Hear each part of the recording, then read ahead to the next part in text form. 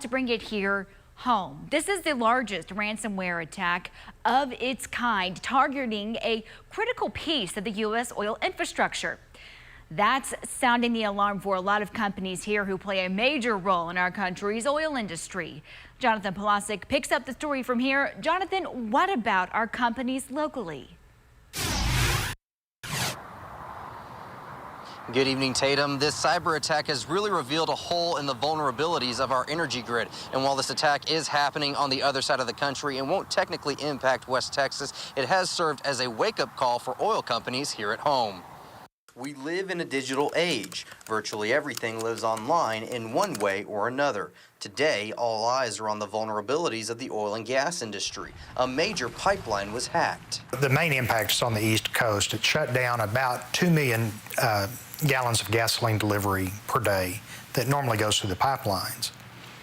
The company shut down their pipelines as a precaution because of this ransomware attack. Our region helps power the world, and as a lesson learned, they're putting some of that energy into preventing a similar attack in West Texas. Every company is on high alert right now because of this, so they're strengthening their systems, they're strengthening their protocols of what they'll do if they are attacked, but they're also helping educate their employees on how not to let this type of cyber attack into the company. I don't think there's any one company that's more at risk than another.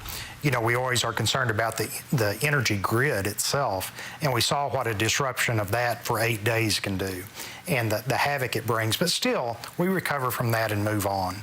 So while it might be a temporary inconvenience, it's not something that is a disastrous scenario. But let's say it does happen out here.